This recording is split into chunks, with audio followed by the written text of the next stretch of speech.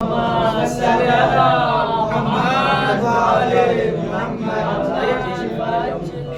اور بآواز بلند صلوات بھیجے گا محمد والے محمد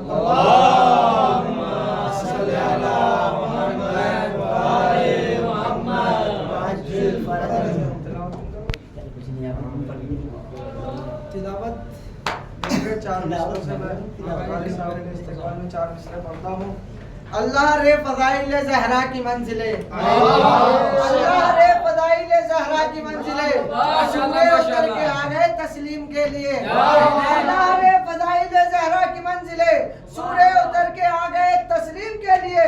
تو نہ جانے کس مقام پہ فائز تھی فاطمہ، اٹھنا پڑا رسول کو تعظیم کے لیے.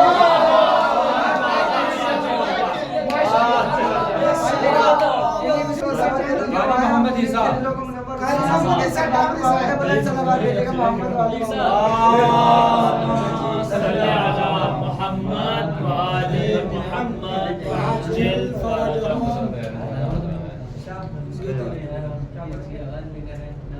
باوز بلند تر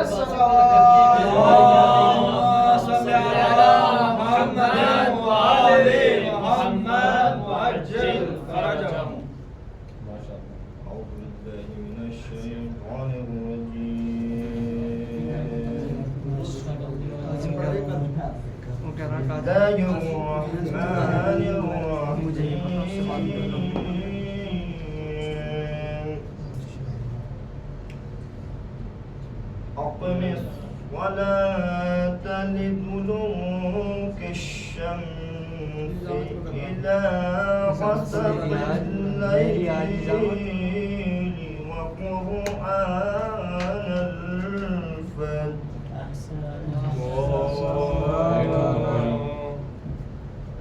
إن قرآن الفجر كان مشهودا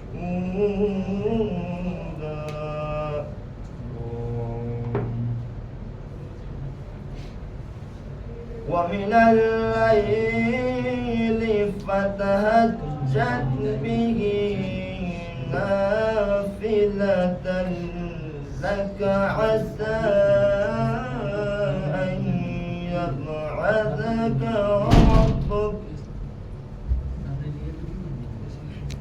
أن يبعثك ربك مقاما محمودا.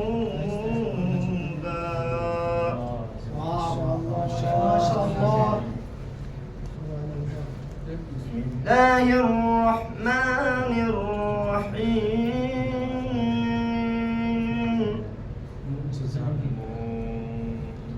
بسم الله الرحمن الرحيم. أقم الصلاة لدلوك الشمس إلى غسق الليل وقرآن الفجر. ما شاء الله. إن قرآن الفجر كان مشهودا. سبحان اللہ سبحان اللہ.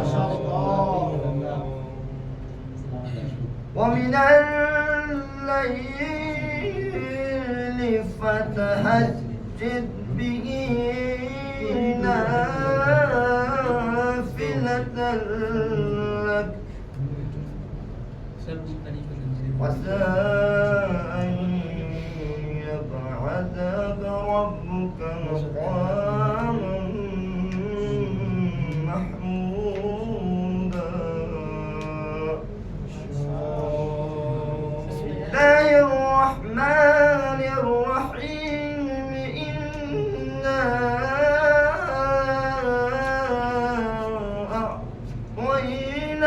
أعطيناك الكوثر. سبحان اللہ سبحان اللہ. فصل لربك وانحر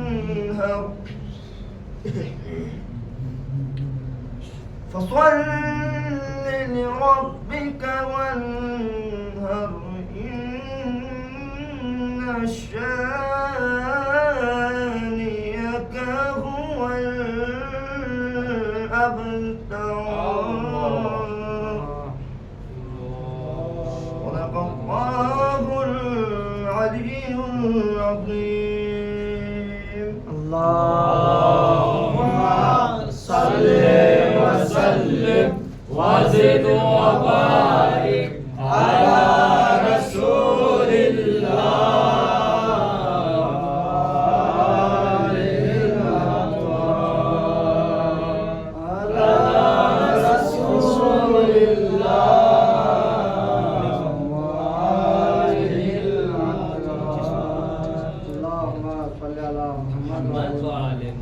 مرثیہ خان کے استقبال میں مصرع پیش کرتا ہوں. اس سے پہلے آپ لوگوں سے گزارش ہے کہ آگے آگے آ جائیے تاکہ دوسرے آنے والے صحیح سے بیٹھ سکیں. آگے آ جائیے آگے آ جائیے.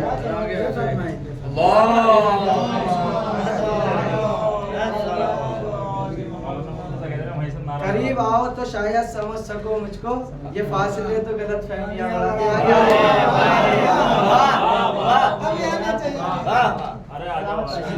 ایک بہت سے بلند صلوات بھیجے گا محمد والے محمد.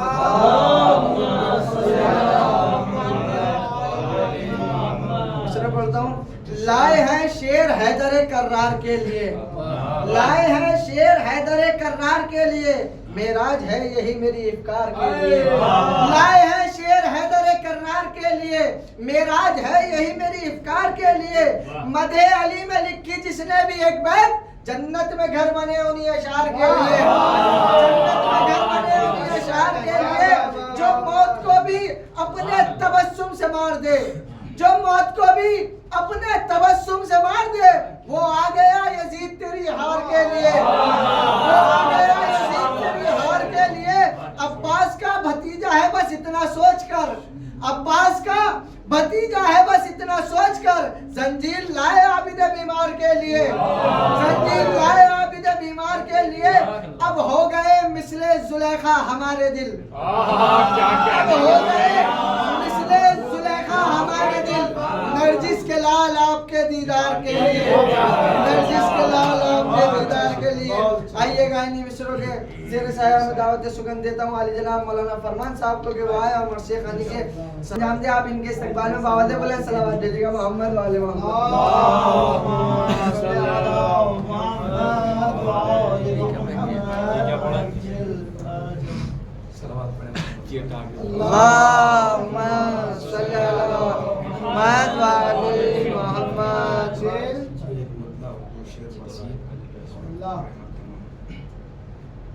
قبر اصغر کی بنانے میں بہت دیر لگی. قبر اصغر کی بنانے میں بہت دیر لگی. شہ کو ایک چاند چھپانے میں بہت دیر لگی. قبر اصغر کی بنانے میں بہت دیر لگی. چند قدم دور ہے بازار سے دربار, مگر پھر بھی شہزادی کو جانے میں بہت دیر لگی. قبر اصغر کی بنانے میں بہت دیر لگی. اور شہ نے ہر لاش کو جلدی سے اٹھایا, لیکن شہ شہن ہر لاش کو جلدی سے اٹھایا، لیکن لاش اکبر کی اٹھانے میں بہت دیر لگی، قبر اصغر کی بنانے میں بہت دیر لگی، شے کو ایک چاند چھپانے میں بہت دیر لگی، قبر اصغر کی بنانے میں بہت دیر لگی۔ اللہم صلی علی محمد۔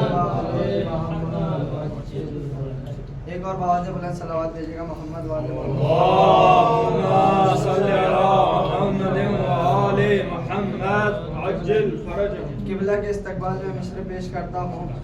مٹنا جہاد ہے نہ مٹانا جہاد ہے، مٹنا جہاد ہے نہ مٹانا جہاد ہے، ٹوٹے ہوئے دلوں کو ملانا جہاد ہے، مٹنا جہاد ہے نہ مٹانا جہاد ہے، ٹوٹے ہوئے دلوں کو ملانا جہاد ہے، آسان ہے گھروں کا جلانا بہت مگر، آسان ہے گھروں کا جلانا بہت مگر، بپھرے گھروں کی آگ بجھانا جہاد ہے، بپھرے گھروں کی آگ بجھانا جہاد ہے، انسانیت کی لاج بچانے کے واسطے، انسانیت کی لاج بچانے کے واسطے مقتل میں اپنے سر کو کٹانا جہاد ہے، جس پر یہ کائنات قدم بھی نہ رکھ سکے، جس پر یہ کائنات قدم بھی نہ رکھ سکے، اصغر کو اس زمین پر لٹانا جہاد ہے، اصغر کو اس زمین پر لٹانا جہاد ہے، سمجھا گئے جہاں کو یہ مولا کائنات، سمجھا گئے جہاں کو یہ مولا کائنات، بھوکوں کو بھوکا رہ کر کھلانا جہاد ہے، بھوکوں کو بھوکا رہ کر کھلانا جہاد ہے،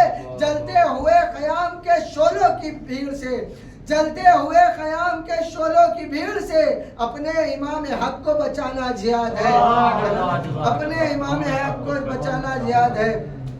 آئیے گا میں انہی مصروں کے زیر سایہ خطیب اہل بیت، فخر الذاکرین، ذاکر اہل بیت، عالی جناب مولانا شاہ رضا صاحب کی خدمت میں کہ وہ آئے اور مومنین کے دلوں کو منور فرمائیں۔ ان کے استقبال میں باوجہ بلند صلوات بھیجیے گا محمد والے اللهم صل على محمد وآل محمد وعجل فرجهم۔ اچھا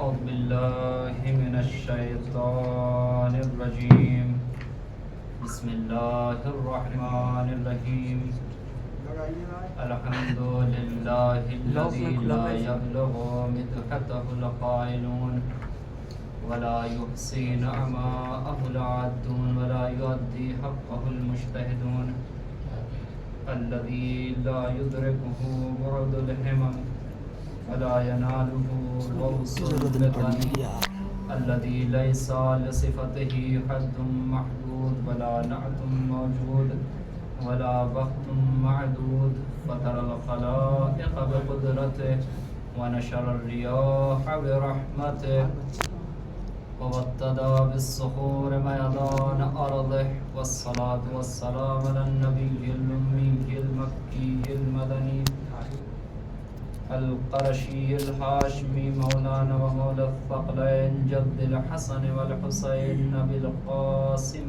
محمد اللهم صل على محمد وآل بيته الطيبين الطاهرين المعصومين المظلومين، ولعنة الله على أعدائهم أجمعين من يومنا هذا إلى قيام يوم الدين، أما بعد، فقد قال رسول الله صلى الله عليه وآله وسلم: مثل أهل بيتي في أمتي مثل سفينة نوح، من ركبها نجا ومن تخلف عنها غرق وهوى الصلوات۔ اللهم صل على محمد وآل محمد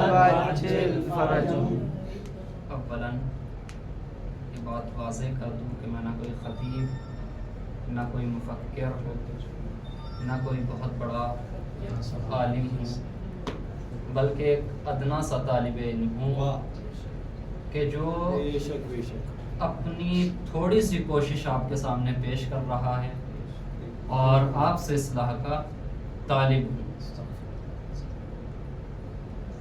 مسلسل مجالس کا سلسلہ رواں ہے اور آپ کے سامنے بہترین خطیب خطابت کے جوہر بھی دکھا رہے ہیں اور اپنے افکار کو آپ کے سامنے رکھ بھی رہے ہیں۔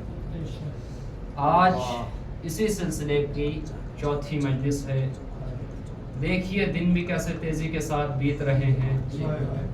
ہمیں اس فلسفہ زمانہ کی طرف بھی متوجہ رہنا چاہیے کہ کیسے کچھ گھنٹوں سے دن بن جاتا ہے، جب یہ دن متعدد 7 مرتبہ آتا ہے تو ایک ہفتہ کہلانے لگتا ہے، یہی دن جب 30 ہوتے ہیں اور یہی ہفتے جب 4 ہوتے ہیں تو مہینہ بن جاتا ہے، اور مہینے جب 12 عدد ہو جاتے ہیں تو ایک سال، سبحان اللہ سبحان اللہ، اور یہی سال جب 100 آتے ہیں تو ایک صدی کہلاتی ہے۔ عزیزان محترم، ہمیں اس فلسفہ زمانہ کی طرف متوجہ رہنا چاہیے کہ جو آج ہے اسے کل تھا بن جانا ہے، جو آج حال ہے اسے کل ماضی بن جانا ہے۔ سبحان اللہ۔ مگر یہ ذات امام حسین علیہ السلام ہے کہ جو کسی زمانے میں بھی ماضی نہ ہو۔ سبحان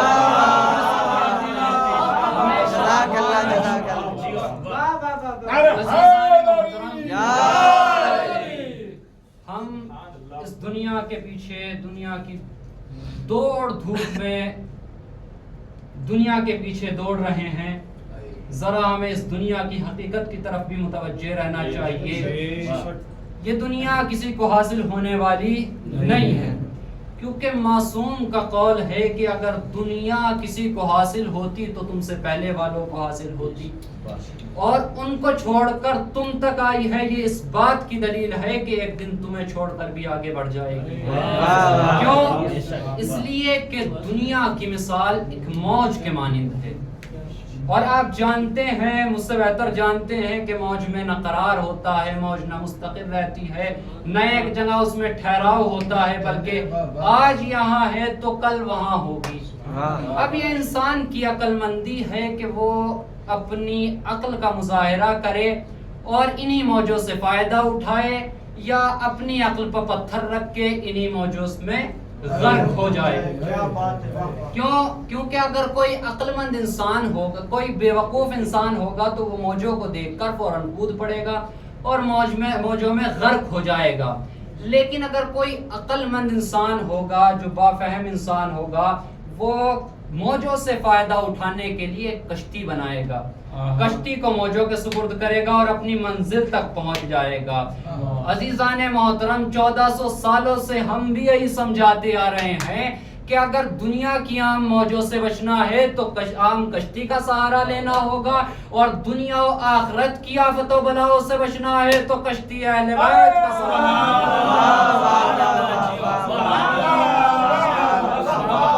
اگر دنیا کی عام موجوں سے حفاظت چاہیے، منزل مقصود تک پہنچنا ہے تو عام کشتی کا سہارا لیجئے، اور اگر دنیا و آخرت میں کامیاب ہونا ہے تو کشتی اہل بیت کا۔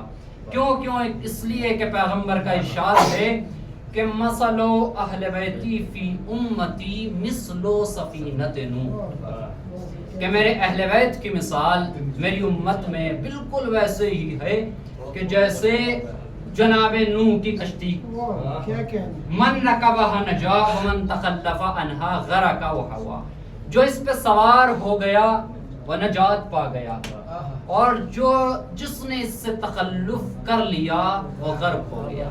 آپ کہیں گے کہ یہ کیا ترجمہ ہوا کہ تخلف کا ترجمہ تخلف کر دیا؟ میں کہوں گا ذرا سی زبان کی بھی مجبوری ہے۔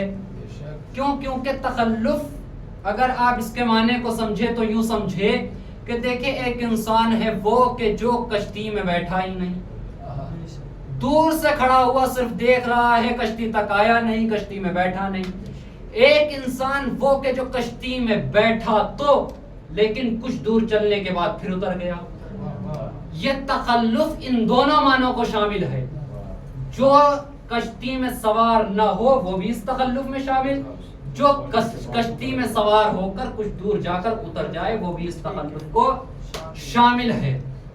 عزیزان محترم, پیغمبر اسلام نے اپنے اہل بیت کی مثال کشتی نوح سے دی ہے. بے شک بے شک. اور آپ مجھ سے بہتر جانتے ہیں کہ جناب نوح ایسے نبی تھے کہ جنہوں نے 950 برس اپنی قوم کے درمیان تبلیغ کی, لیکن 950 برس کی تبلیغ اور محنت کے باوجود بھی صرف 80 افراد جناب نوح پر ایمان لانے والے.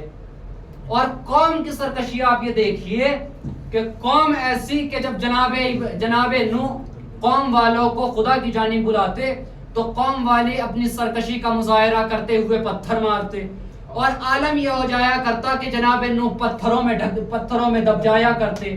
اب پروردگار عالم کا بھی بہت کارساز ہے.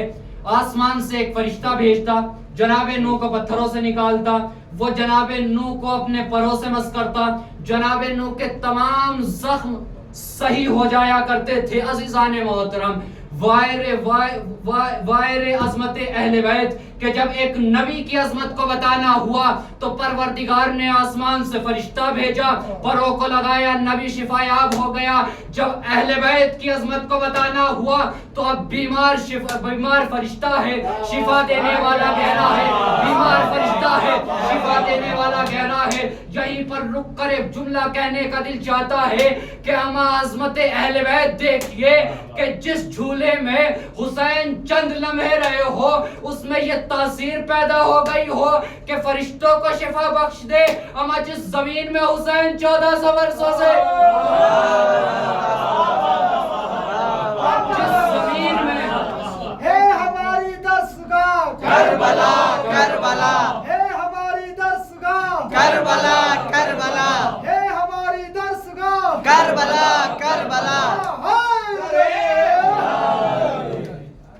جس زمین میں حسین 1400 برسوں سے, اگر وہ کسی کو شفا دے دے تو اس میں تعجب نہیں ہونا چاہیے.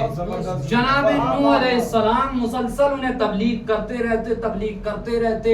سرکشی کا عالم دیکھیے کہ پتھر مارا کرتی. اب دیکھیے جناب نوح 950 برس تبلیغ کی, اور 950 برس تبلیغ کرنے کے بعد بھی جب قوم راہ راست پر نہیں آئی تو پر مجبوراً جناب نوح نے بارگاہ خداوندی میں عذاب کی درخواست کر دی.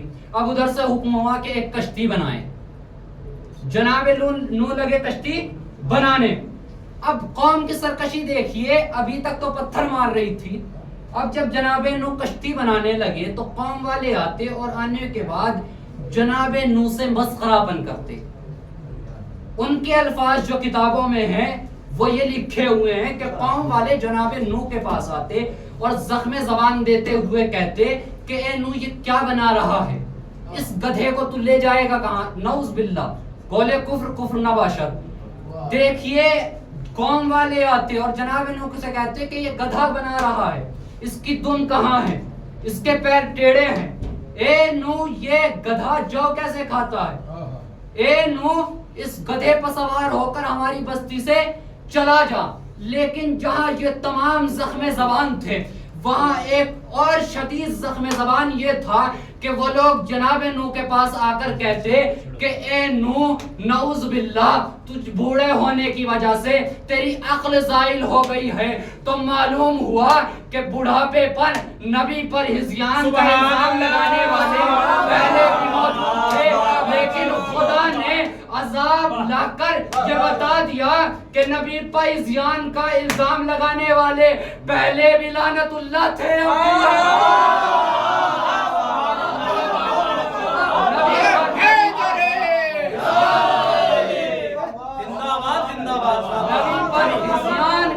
لگانے والے پہلے بھی لعنت اللہ تھے, اب بھی لعنت اللہ, اس میں کوئی فرق نہیں ہے. لیکن ان تمام زخم زبان کے باوجود جناب نوح ایک ہی جواب دیا کرتے کہ اس کشتی کو بنانے کا حکم مجھے پروردگار نے دیا اور میں تمہاری ملامت کی کوئی پرواہ نہیں کرتا. عزیزان محترم کوئی مجلسوں پر اعتراض کرے تو خفا نہ ہوئیے. یہ سوچئے کہ ہم خدا کے امر کو بجا لا رہے ہیں, سامنے والا اپنے شیطان ہونے کی دلیل دے رہا ہے.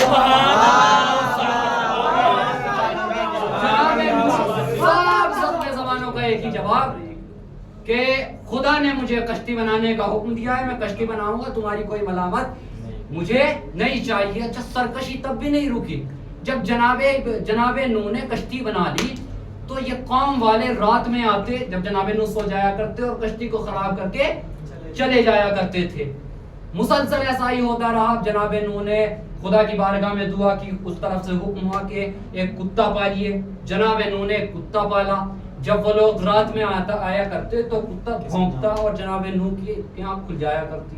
جناب نوح بیلچہ اٹھا کر قوم والوں کے پیچھے دوڑا لیا کرتے تھے. اچھا ایسا ہی ہوتا رہا. ایک وقت وہ آیا کہ جب عذاب کا وقت آ گیا. اب عالم یہ تھا کہ آسمان سے موسلادھار بارش ہونے لگی, زمین سے پانی ابلنے لگا. عالم یہ تھا کہ قرآن اس منظر کی منظر کشی کرتے ہوئے کہتا ہے کہ بسم اللہ الرحمن الرحیم وَهِيَا تَجْرِي بِهِمْ فِي مَوْجٍ كَالْجِبَالِ. عالم یہ تھا پانی کا کہ کشتی پہاڑوں جیسی موجوں پہ تیر رہی تھی. کشتی پہاڑوں جیسی موجوں پہ تیر رہی تھی.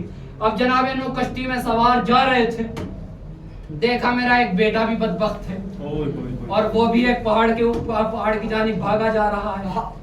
اب بیٹے کی محبت دل میں جاگی. جناب نوح نے فوراً فرمایا کہ یا بنیا ارکم معنا ولا تکن مال کافرین, اے بیٹا ہمارے ساتھ سوار ہو جا اور کافرین میں سے نہ ہو, کافرین میں سے نہ ہو. اس کا مطلب یہ ہے کہ جناب نوح بتا دینا چاہ رہے ہیں کہ کشتی چاہے ہماری ہو چاہے اہل بیت کی ہو, چھوڑنے والا کافر ہوتا ہے. یا بنیا ارکم معنا ولا تکن مال کافرین, کافرین کے ساتھ نہ ہو. بیٹا جواب دیتا ہے سآوی الی جبل یعصمنی من الماء, میں پہاڑ پہ پناہ لے لوں گا اور پہاڑ مجھے پانی سے بچا لے گا. جناب نوح کہتے ہیں آج کوئی بچانے والا نہیں ہے. لیکن بیٹے کے اوپر بدبختی طاری تھی. بیٹے نے جناب نوح کی کوئی بات نہ سنی. لیکن باپ تو باپ ہوتا ہے, بیٹا چاہے کتنا بھی گمراہ ہو, باپ بیٹے کی محبت تو باپ کے دل میں ہوتی ہے. ایک مرتبہ خدا کی جانب ہاتھ بلند کر کے کہتے ہیں کہ رب ان ابنی من اہلی وان وعدک الحق, اے پروردگار میرا بیٹا میرا اہل میں سے اور اہل کو بچانے کا تیرا وعدہ سچا ہے. عزیزان محترم پروردگار عالم سے جناب نوح نے پہلے نصیحت کی, نصیحت کے باوجود بیٹا نہیں مانا, خدا کی بارگاہ میں ہاتھ جوڑ لیے. اب ادھر سے جواب آیا کہ اے نوح انہو لیس من اہلک, اے نوح یہ تیرے اہل میں سے نہیں ہے. کیوں؟ انہو عمل غیر صالح, کیونکہ یہ کیا کرتا ہے, یہ بد چلن ہے, برا عمل انجام دینے والا ہے. عزیزان محترم یہیں پر رک کر آپ کی توجہ تھوڑی دیر کے لیے مبذول کرنا چاہتا ہوں ایک نقطے کی جانب. دیکھیے رشتہ داری ہوتی ہے دو طریقے کی. ایک رشتہ داری وہ ہوتی ہے جس پہ انسان کا کوئی بس نہیں ہے, اختیار نہیں ہے.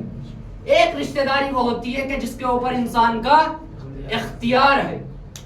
بیٹا کسی کا پیدا ہو جائے کسی کے یہاں تو اس پر انسان کا اختیار نہیں ہے, وہ خدا ہے کہ کسی کو کیسا بھی بیٹا دے سکتا ہے. اس پر انسان کا اختیار نہیں ہے کہ کسی کو اپنا بیٹا بنا لے. لیکن کچھ رشتے ہوتے ہیں اختیاری کہ جنہیں انسان خود بنا سکتا ہے, جیسے کسی کے ساتھ شادی کر لے. بیوی کا اختیار انسان کو خود ہے کہ وہ جس سے چاہے شادی کر لے. کسی کو داماد بنا لینا یہ اپنے اختیار میں ہے کہ کسی کو داماد بنا لے. لیکن بیٹا انسان کسی کو نہیں بنا سکتا. اب میں یہیں پر رک کر ایک چیز اور کہنا چاہوں گا کہ دیکھیے بیٹا جو سگا ہوتا ہے وہ اختیاری رشتہ تو ہوتا نہیں ہے, تو جتنا حقدار اہل ہونے کا بیٹا ہے اتنا کوئی اور تھوڑا ہی نہ ہے. پوری توجہ. بے شک جتنا اہل ہونے کا حقدار بیٹا ہے اتنا کوئی اور رشتہ دار نہیں ہے. اور بیٹا جا رہا ہے پہاڑ کی جانب, باپ دعا کر رہا ہے خدا سے, خدا کہہ رہا ہے کہ یہ تیرا سگا بیٹا ہے, تیرا سگا بیٹا تیرے اہل میں سے نہیں ہے. کیوں؟ کیونکہ یہ بد چلن ہے. میں یہیں پر رک کر جملہ کہنا چاہتا ہوں کہ جب بد چلنی کی بنیاد پر سگا بیٹا اہل سے خارج ہو سکتا ہے تو کسی بیوی کی مثال کیا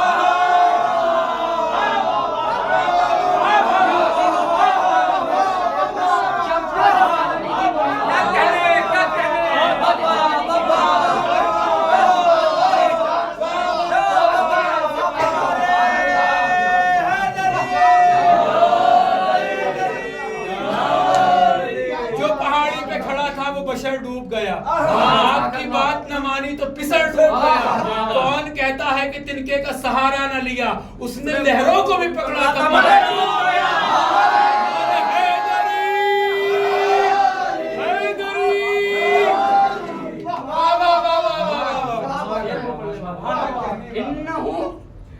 عمل غیر صالح, یہ بیٹا تیرے اہل میں سے نہیں ہے.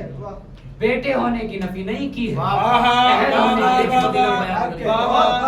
یعنی کوئی بیٹا بھی ہو تو ضروری نہیں کہ اہل بھی ہو. تم لاکھ زوجہ بناتے رہو مگر کسی کا زوجہ ہونا ضروری نہیں ہے اہل میں سے نہیں. پہلے عمل صالح بد چلنی سے بچاؤ تب اہل میں داخل کرو. انہو عمل غیر صالح, کیوں؟ کیونکہ یہ بد چلن ہو گیا ہے. وقت وہ آیا کہ پہاڑ پر بنا لینے والے پہاڑ پر بنا لے لیے, جنہیں درختوں پہ چڑھنا تھا درختوں پہ چڑھ گئے, جنہیں گھروں میں جانا تھا گھروں میں چلے گئے. لیکن جب پروردگار عالم کا طوفان آیا تو نہ پہاڑ والا بچا نہ غار والا بچا. عزیزان محترم, ہم یہی کہتے ہیں نا کہ جس نے جناب نوح کی کشتی کا انکار کیا تھا, کل پہاڑوں میں چھپا, غاروں میں چھپا, درختوں پہ چھپا مگر نہ بچا. آج جو کشتی اہل بیت کا انکار کرے گا غاروں میں چھپ لے, پہاڑوں میں چھپ لے, درختوں میں چھپ لے, قبر میں چھپ لے, مگر کہیں نجات نہیں ملے گی. کیونکہ جب وہ آئے گا, جب وہ آخر آئے گا تو پھر قبروں سے نکال کر حساب لے گا. انہو عمل غیر صالح. عزیزان محترم, مثل اہل بیت فی امتی مثل سفینۃ نوح, جس طریقے سے جناب نوح کی کشتی کا انکار کرنے والے نجات یافتہ نہیں, ویسے ہی کشتی اہل بیت کا انکار کرنے والے بھی نجات یافتہ نہیں ہے. اور معصوم کا قول ہے کہ نحن سفن النجات, ہم سب نجات کی کشتی ہیں, لیکن ہمارے جد حسین کی کشتی سب سے تیز, سب سے اسرع, سب سے جلدی نجات تک پہنچا دینے والی ہے. اور ہو بھی کیوں نہ, کیونکہ انسانیت کو معراج بخشنے والا ہے, ظلم کے پنجوں سے اسلام کو نکالنے والا ہے, نبیوں کے دین کو کامل کرنے والا اور کامل ہونے کے بعد بچانے والا حسین ہے. عزیزان محترم, ظلم چاروں طرف پھیل چکا تھا. لوگ حلال محمدی کو حرام سمجھنے لگے تھے, حرام محمدی کو حلال سمجھنے لگے تھے. ایسا دور آ چکا تھا کہ جب اسلام کا انکار سرے سے کیا جا رہا تھا, جب وحی کا انکار کیا جا رہا تھا, جب قرآن کا انکار کیا جا رہا تھا, جب کسی کے نبی ہونے کا انکار کیا جا رہا تھا. ایسے وقت میں جہاں اسلام کی صورت بدل چکی تھی, مدینے کے بازار میں مروان کے سامنے یہ اعلان کرنے والے امام حسین علیہ السلام تھے کہ علی الاسلام الافا اس بلیت الامت برائن مثل یزید, کہ ایسے اسلام پر خاک ہو کہ جس کا حاکم, جس کا خلیفہ یزید جیسا ہو. عزیزان محترم, امام حسین کے اس جملے نے پہچانوا دیا کہ ہر اسلام قابل قبول نہیں, ہر اسلام ماننے کے قابل نہیں. عزیزان محترم, لوگ پوچھتے ہیں ہم مجلسیں کیوں کرتے ہیں. عزیزان محترم, ہم مجلسیں کرتے ہی اس لیے ہیں تاکہ لوگوں کو پتہ لگ سکے کہ ہم اس اسلام کے ماننے والے نہیں کہ جس کے خلیفہ یزید جیسے ہو، ہم اس اسلام کے ماننے والے ہیں کہ جس کے خلیفہ حسین جیسے ہو۔ ہم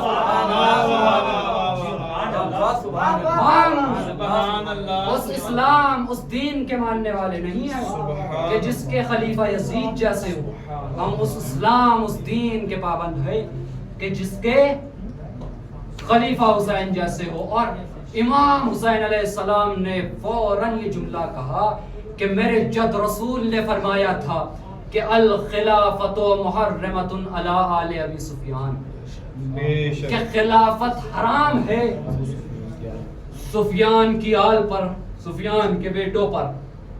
فَإِذَا رَأَيْتُمْ مَعَوِيَةَ عَلَى مِنبَرِ فَابْقَرُوا بَدَنَا، بس اگر تم معاویہ امیر شام کو میرے ممبر پر دیکھو تو اس کا پیٹ پھاڑ ڈالنا۔ اور پھر امام حسین نے ایک جملہ کہا فواللہ لقد رآہ اہل المدینۃ علی منبر جدی ولم یفعلہ ما امرہم بہ، کہ لوگوں نے اہل مدینہ نے اس کو میرے جد کے منبر پر دیکھا اور وہ نہ کیا جو نبی نے کرنے کا حکم دیا۔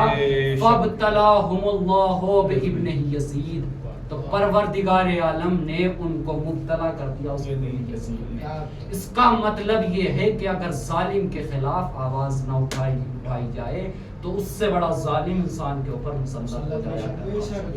فریضہ ہے کہ ظالم کے خلاف بولا جائے، ظالم کے خلاف اٹھا جائے۔ اسی لیے امام حسین علیہ السلام 28 صفر کو اس ظالم کے خلاف ایک خروج کیا اور مدینے سے خارج ہوئے۔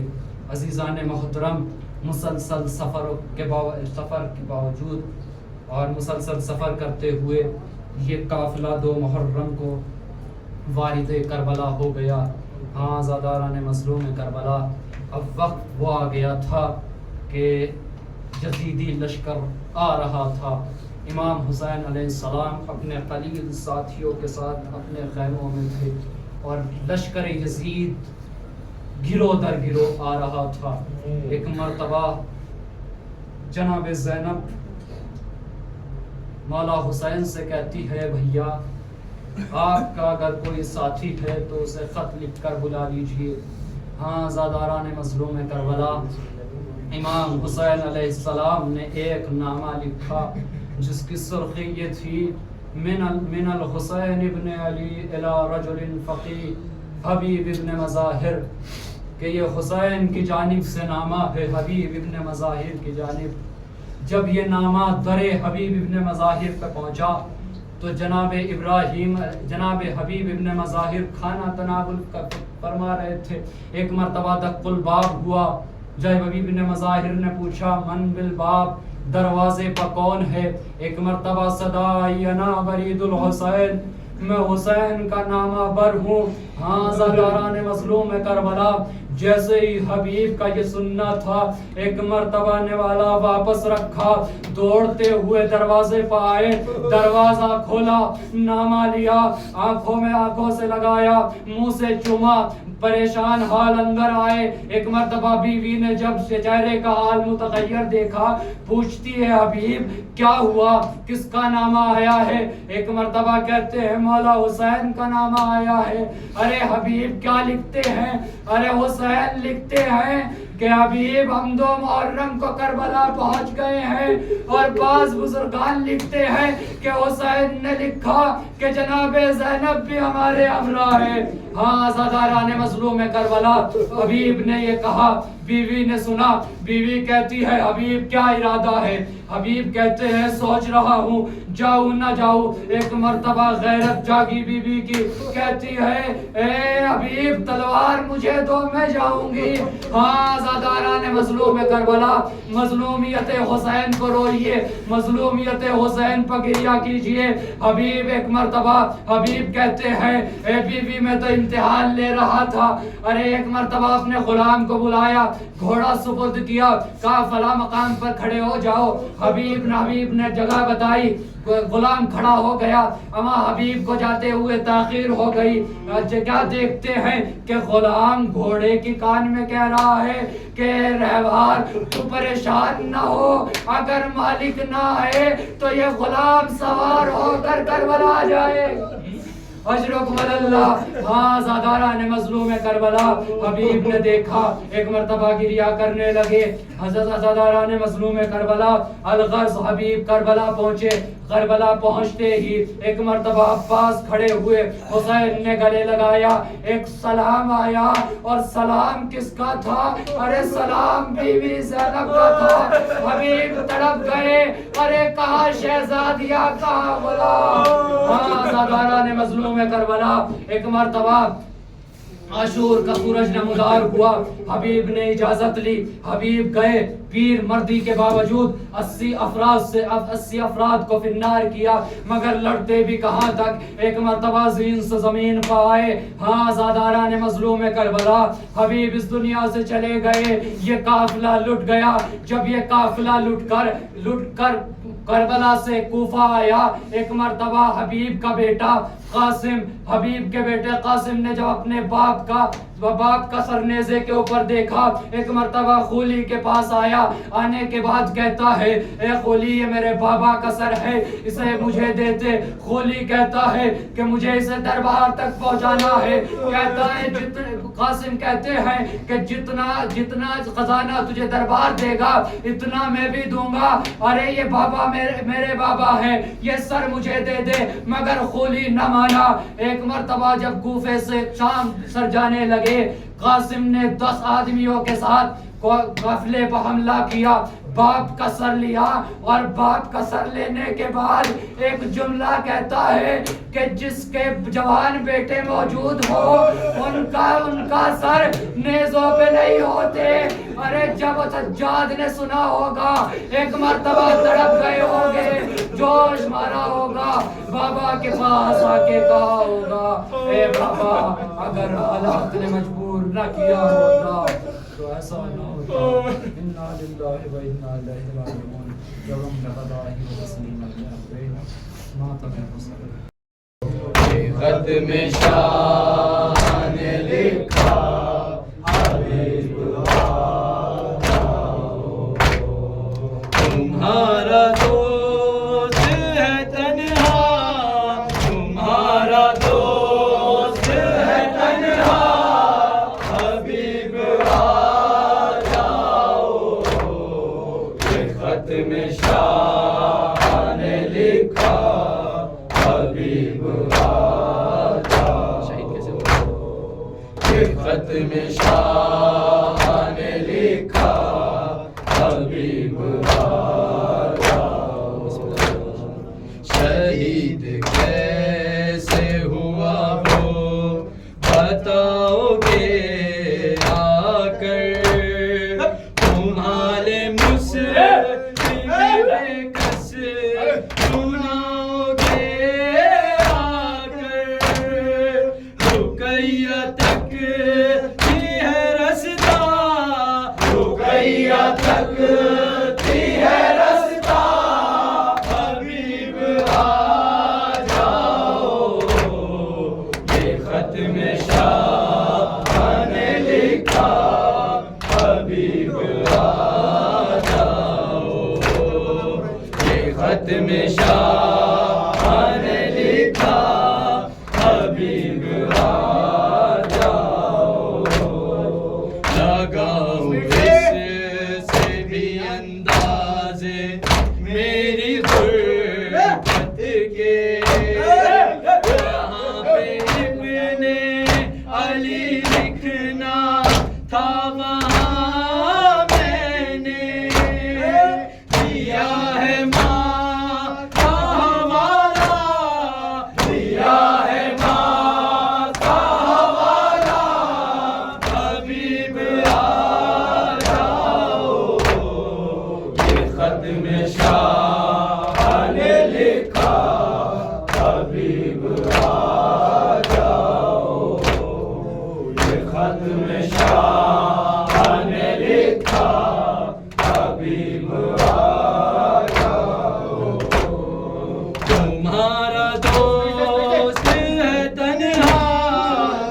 تمہارا دوست ہے تنہا حبیب آ جاؤ یہ خط میں شاہ نے لکھا حبیب آ جاؤ خط میں شاہ نے لکھا حبیب آ جاؤ بتا رہا تھا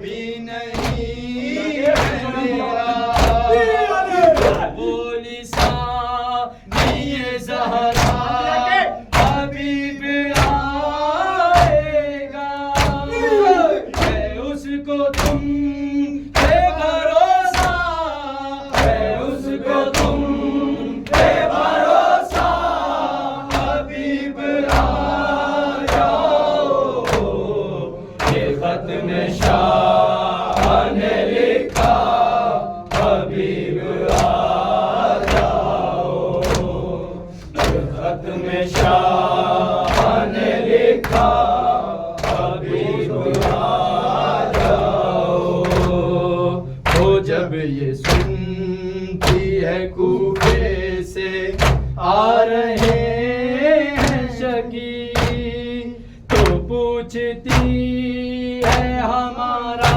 بھی آئے گا کوئی تو آئے تیری سکینہ تو آئے تیری سکینہ حبیب آ جاؤ یہ خط میں شاہ نے لکھا حبیب آ جاؤ یہ خط میں شاہ نے لکھا حبیب آ جاؤ گوارا کر نہیں سکتی حسین کی غربت تمہاری زوجہ کی چادر کو لوٹ لے امت تم اس کو چھوڑ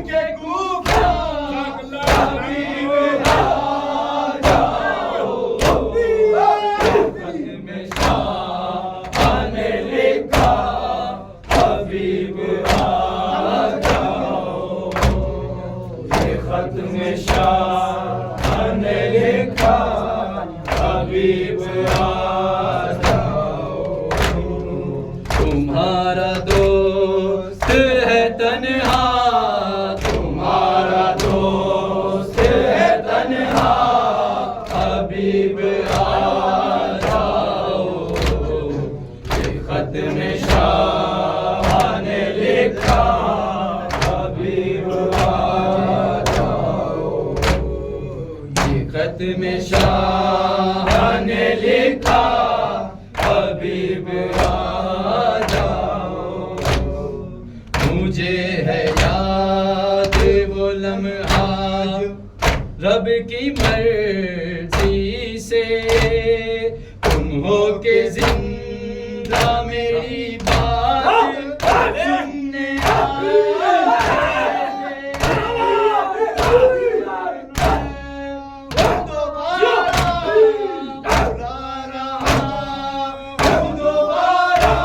حبیب آ جاؤ یہ خط میں شاہ نے لکھا حبیب آ جاؤ یہ خط میں شاہ نے لکھا حبیب آ جاؤ کرے بطول دوبارہ جلایا جائے گا تمہارے دوست پہ خنجر چلایا جائے گا نہیں ہے وقت زیادہ نہیں ہے وقت زیادہ حبیب آ جا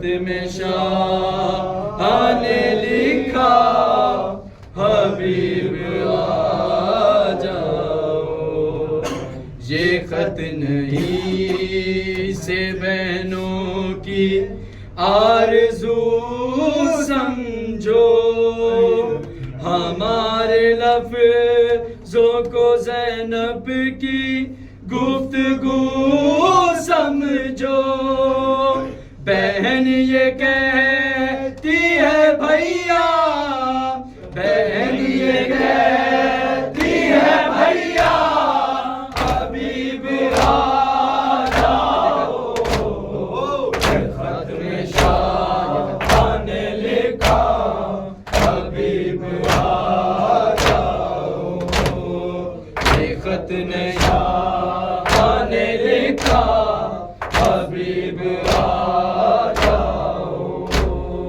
یہ خط نہیں سے بہنوں کی آرزو سمجھو، ہمارے لفظوں کو زینب کی گفتگو سمجھو، بہن یہ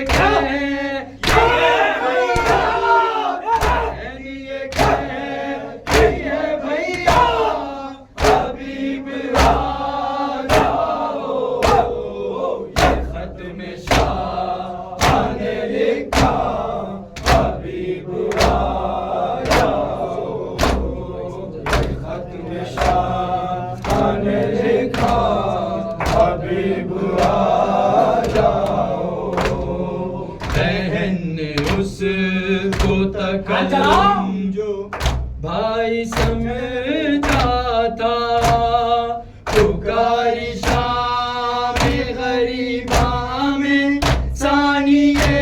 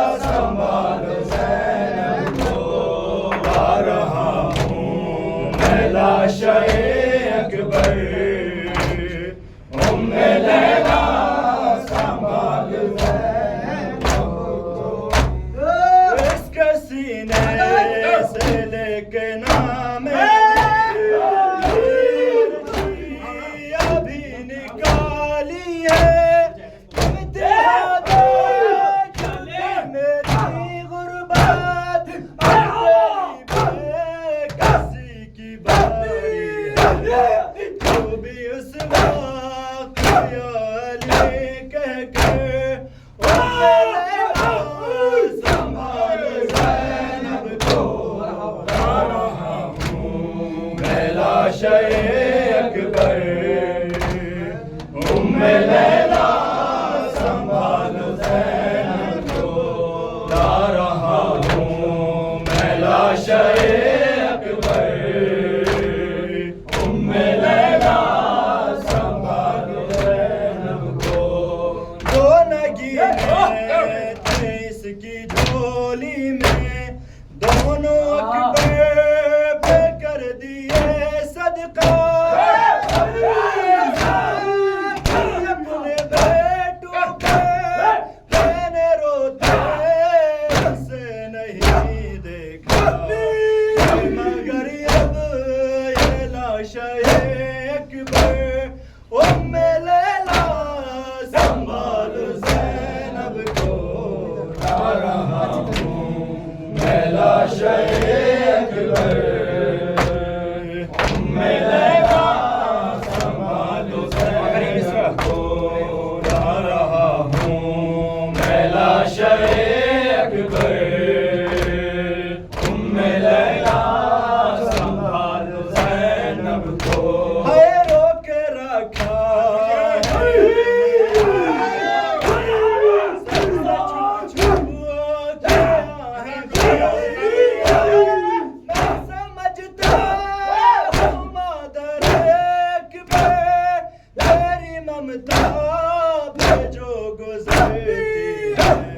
رکھ کے اپنے کلیجے پہ پتھر لیلا سنبھال زینب کو لا رہا ہوں میں لاشِ اکبر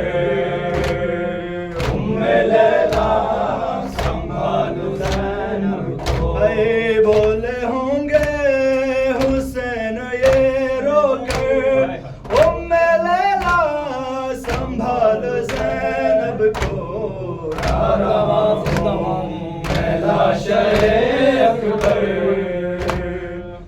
لیلا سنبھال زینب کو